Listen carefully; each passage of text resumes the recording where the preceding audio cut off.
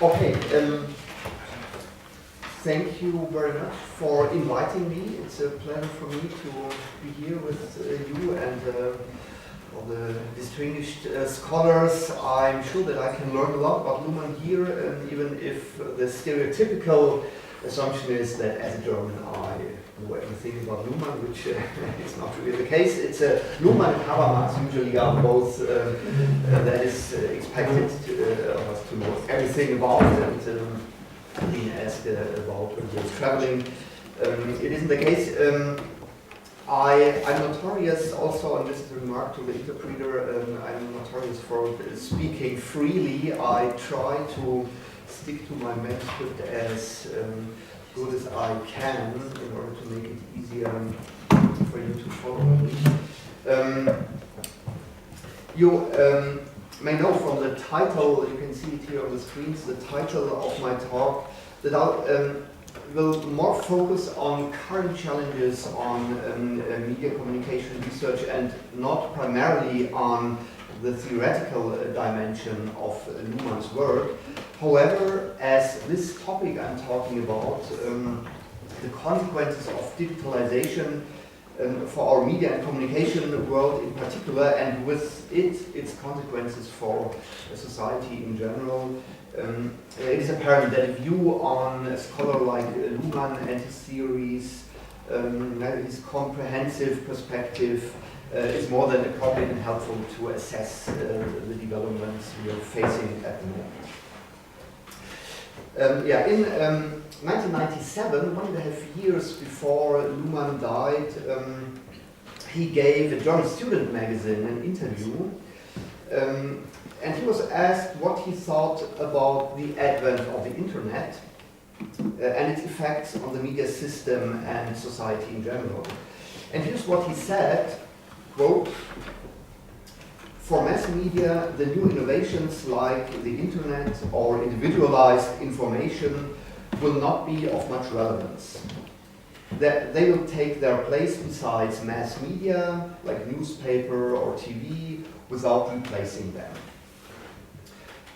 Now he's referring to Riepel's law, I don't know if you know it, saying that old media never are disappearing, just changing or moving to niches. But generally, from today's perspective, it's obvious that he was at least wrong partly. As we all see in our everyday lives, traditional mass media are severely affected by the new digital technologies. And society is in a very groundbreaking process of digital transformation, affecting almost every aspect of life, like work, health, traffic, security, citizenship, and whatever. But to be just with Luhmann, it's not really his fault. First, as a general remark, we know that he was not a naive utopist. In his work, he, when analyzing society, he clearly saw and discussed problems of the systems within society. And second, I have to admit, many scientists, including myself, shared this expectation back then.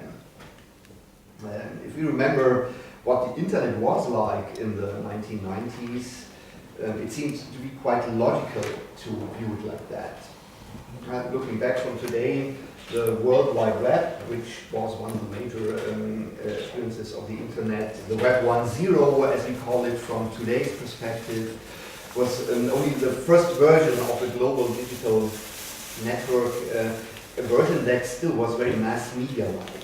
More technology for information distribution than a medium in a narrow sense, with websites providing information for a dispersed audience, which is a major defining characteristic of mass media, with separate media for individual communication like email or chats, which were very similar to traditional media of interpersonal communication like the telephone or even written letters. There were some researchers, though, who already noticed back then that the internet inherited some characteristics that differed clearly from this old media logic, like allowing for a much broader variety of communication configurations, one to many, many to many, combined with a mix of synchronous, asynchronous kinds of communication, allowing for a lot of interesting new configurations of communication we did not know from traditional mass media. However, in these early days, we didn't see practical applications of all of these possibilities. We never see the full potential of these configurations in applications. The result was that many of us viewed the internet just as an evolutionary step in the media system, like we have experienced it before, just like radio and television have appeared on the scene, changing the media system somehow, but not really revolutionizing everything.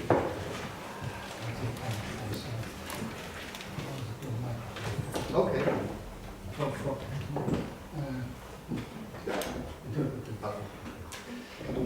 Do my best.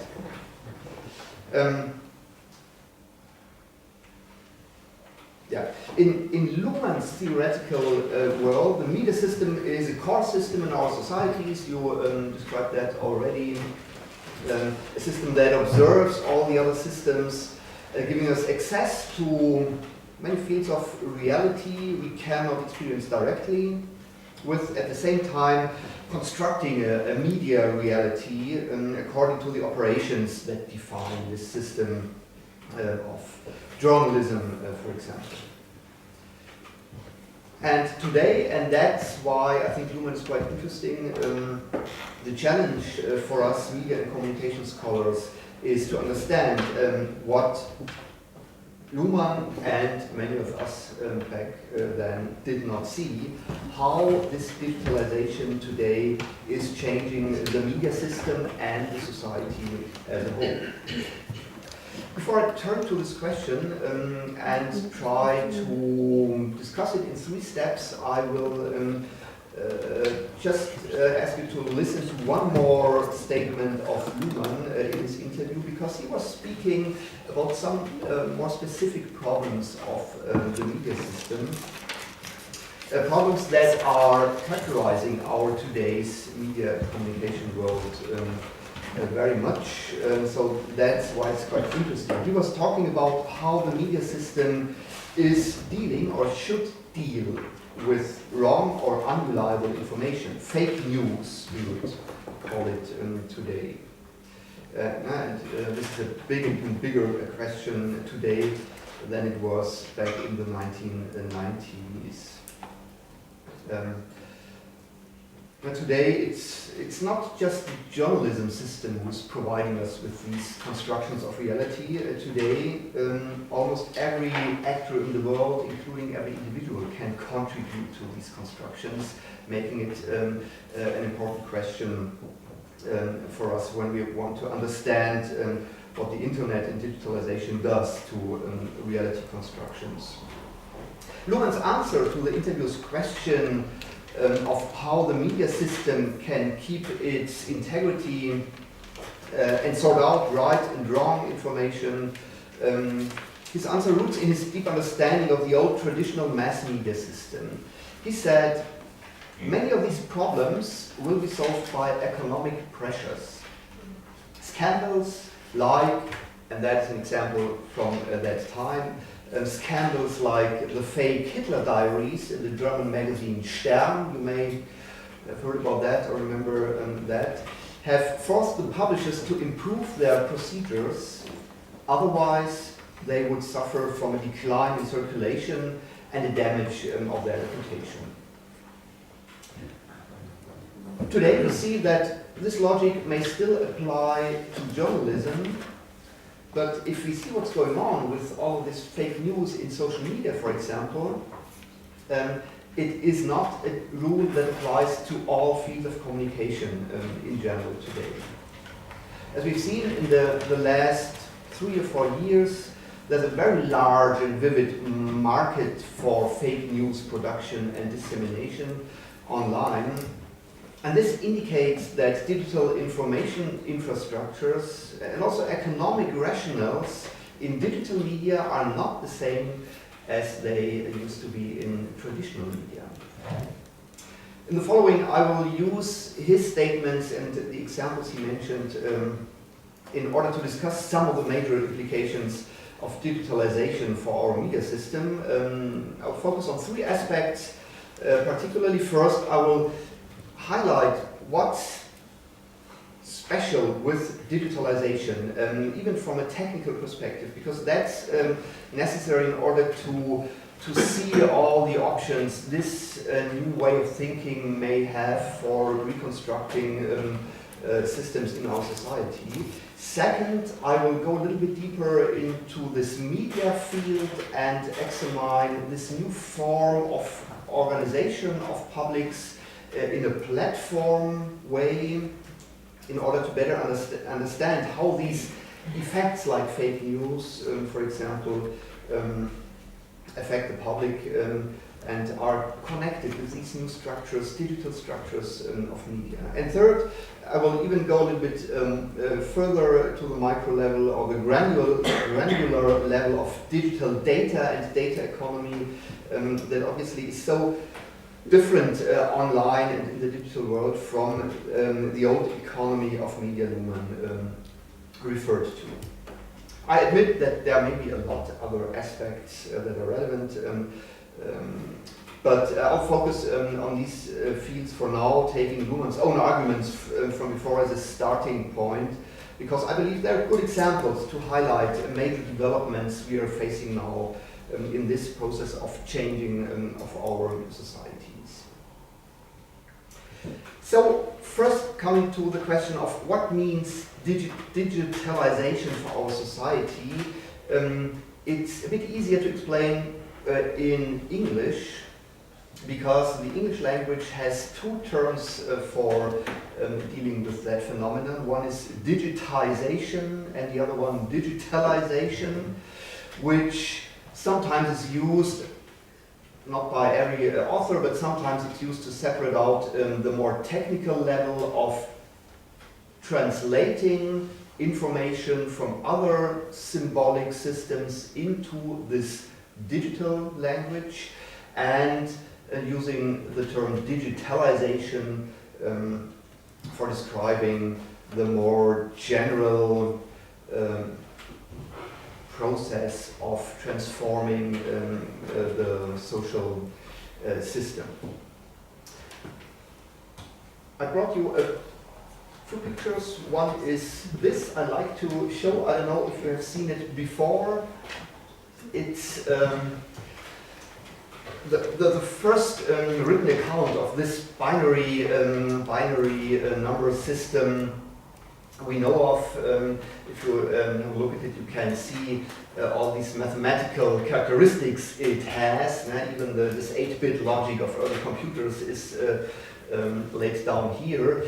And it's, you may know it from Gottfried Wilhelm Leibniz.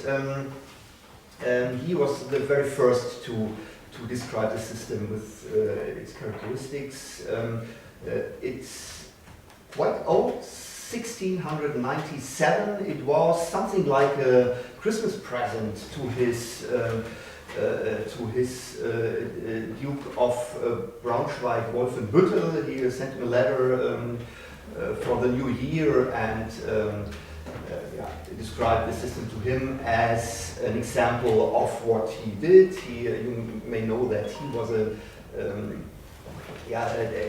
classical scholar in this period of enlightenment. He was not a professor at university, but something like a personal scholar of several dukes, and working, always saw himself as somebody contributing to the development of society, not only focusing on research, but even have a political impact, and that's why he transmitted that to his boss back then. You may know that he is, Leibniz was famous for developing and even building a calculating machine, one of the first calculating machines, but he did not refer to this binary system. When he did it, he worked with the traditional Arabic 10-number system. So back then it was more like a thought experiment, an interesting idea to think about how would such a system would be like, that is broken down to the lowest level of information, just consisting of these two codes, 0 and 1. And it took more than 250 years to make it effective in our society with electricity, electronics, when we developed machines that are operated on this mode with power on, power off. That's the mode that fits quite well to this system. And so in the earlier mid-20th century, this system became effective. And the interesting thing is that if you think of translating information into the system, that first the consequences are problematic. If you, for example, want to translate a painting like that into a digital system, the consequences are a dramatic loss of information on one hand, and a dramatic expansion of information on the data level at the same time. If you have only computer experience, you know how colors were presented on the first color screens, just 256 colors possible. Today, these computers work with 16.7 million, but there's a huge difference between 16 million and almost infinite number of colors you could produce if you're working with colors like an artist does, with pigments and so on. So there's a dramatic loss that is not so dramatic for our eyes, because we cannot see and decode all of these infinite levels of colors. It's the same as music, for example. But this huge amount of data you are creating, when you try to define every pixel on the screen from a range of more than 16 million colors, is something that needed a lot of calculating power. And if you think back, you know how long it took until Moore's law, you may have heard of Moore's law,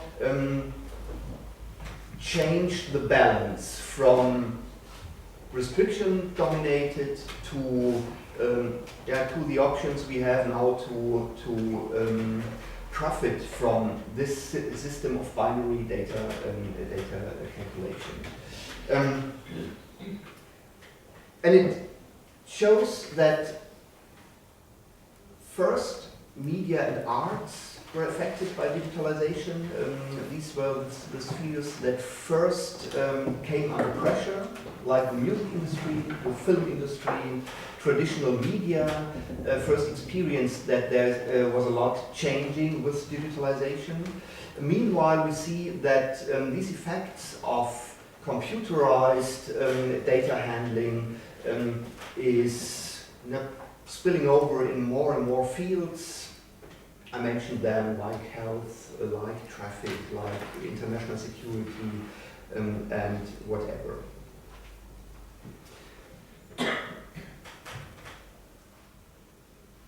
Okay, from a media and public sphere perspective, that is our perspective here, digitalization is something like a big equalizer. It levels individuals and journalism, political actors, basically on the same line. Everybody commands of the same tools, has access to the same spheres of interaction and communication. So journalists, for example, lost their power of defining reality for us alone.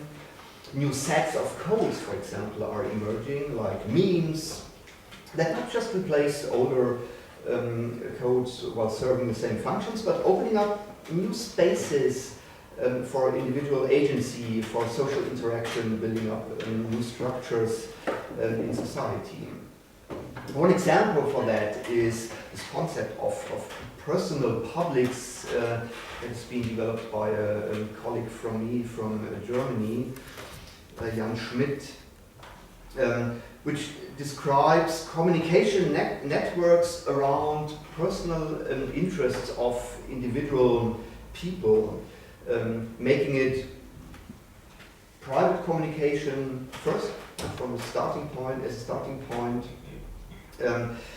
but also these private or personal publics have a personal character, as they include my friends and are about my personal interests. Even more distant people, even strangers, can be included, and also references to public parts of communication can be made. So such personal publics can oscillate, flicker between private and public. If, for example, I'm posting an item on my Facebook page, what I'm doing there can just be a part of a personal interaction with my friends, people answering me, but somebody can also share it, post it into some public area, making it suddenly from one moment to the other a part of a big public debate with a lot of consequences.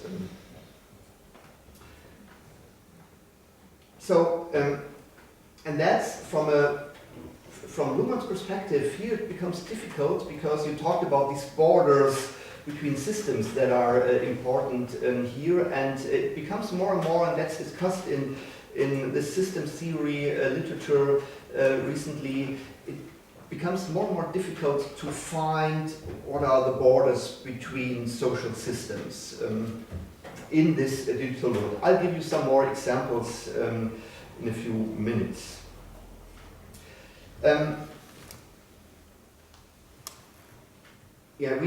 Let me just make a personal, half-personal remark where I'm talking about media and communication here, but we should be clear that this digitalization developments are not just media phenomena, but they're affecting a lot of other fields, and you may have seen at my presentation that I'm here not only for FU Berlin, but also for the Weizenbaum Institute. This is a very newly founded research institute funded by the German government that tries to research these digitalization processes from all relevant subject fields like computer science, like sociology, like political science, like psychology, like law studies, in order to get a better understanding of what's going on in society as a whole, and not just, and I think that was a little bit mistake of early phases of research, not just viewing it as a journalism problem or a work system problem or whatever. I said I would like to explain these consequences a little bit more when looking at how new digital media are shaped. So for the next step, let's be a bit more concrete and look at these current developments in the media sphere. When we talk about these digital media, from a systems theory perspective, it's important to note that they're not just places of communication, but and construction of notions of reality and public sphere, but that they are also, particularly electronic media, are also distribution technologies. Electronic media establish procedures and codes of transmission of information, of meaning into society, and at the same time establishing implicit or explicit regulations and norms for these dissemination processes.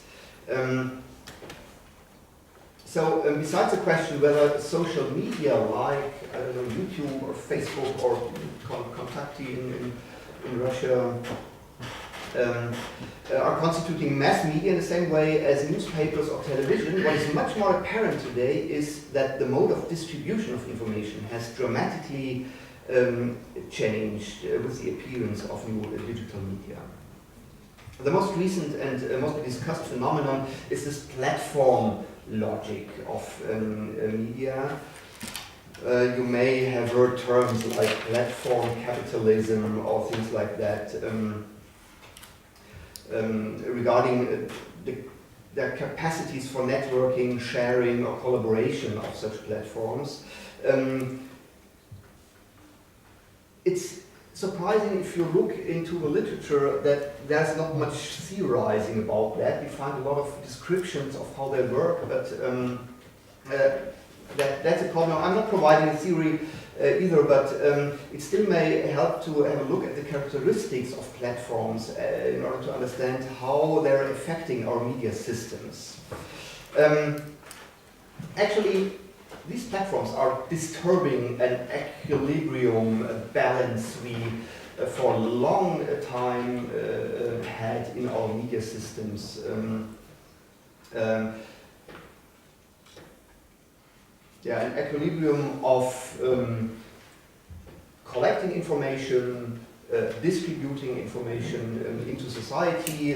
I could explain some details about how, for example, in Germany it was organized and worked quite well over long periods of time. I'm skipping that and focusing a little bit more on what's important with these platforms. What are platforms? I think you know these platforms. They are places that are not providing information themselves. It's not journalism what they are doing. They're just opening up a space for everybody to share information. That may be journalism, but that may be also individuals. And there are some characteristics that are important. One is that these platforms are tending to build monopolies. So there's not really a competition in terms of these platforms.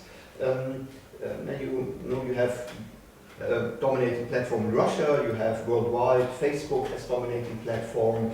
And if you do not like how this platform works, you cannot just change to another provider. That's a problem. The problem is that economic logics are not negotiated on the level of media, comprehensive media products, but they are broken down to the individual message. So every individual message is selected on basis of economic rationals. What would I like to see? And then they select this one message I want to see. And that is affecting very much this economic logic I've already talked about. When we talk about the problem of fake news dissemination, we see that a lot of the problems of this phenomenon are connected to this logic, this economic logic of these platforms. Because there's not a journalistic set of norms that organizes communication, collection, and dissemination, but it's just an economic logic that is oriented towards using me as a user as audience for advertising. And this logic is dominating the whole process of gathering and distributing information. And this brings us to my last point. I just want to shortly announce, and that is that this single data, digital data items are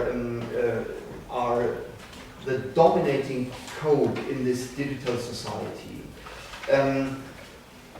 It's what capital was in the old modern society.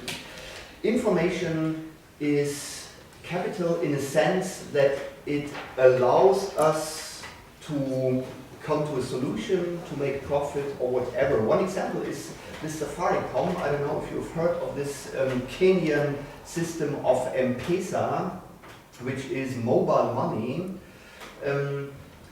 which is created just out of the airtime people have on their mobile phones. This Safaricom company at one point in time decided to allow people to transfer their airtime they've uploaded on their smartphones or handies to other people, which had an extremely strong effect on this society, because from that moment on, 85% of Kenyans suddenly had access to cash-free money transfer without any bank account, transforming the Safaricom telecom company into a bank at the same time. Which brings us back to the question we already had, where are the boundaries between systems like economy or banking and telecommunication or whatever? And you find a lot of other aspects that make data capital. For example, the other example is the Google Translator. That's the most recent paradigm when it comes to digital, to the power and capitalizing of digital data, and that is the fact that when we are using these digital tools, we are doing nothing else than providing training data. Providing very, very valuable training data for AI developing companies like Google. Every translation we make may be capitalized by Google to improve, for example, automated AI driving tools, or improving text analytical methods and whatever.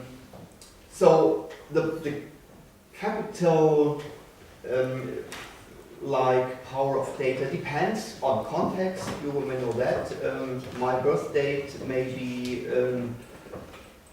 of different value than the birth date of somebody else, depending on who I am, what's my income, where do I live, and so on. But that is something that is one of the very important new modes of organizing the digital society, that you have to learn how to make solutions, make capital out of data. So I'm sorry that I'm a bit too long. I'm coming to my final conclusion. I think it becomes apparent with this data logic that there's another mode of operation of digital societies coming up, which is the blurring of boundaries, the problem of exploding complexity of network structures instead of functional, clear-cut functional systems.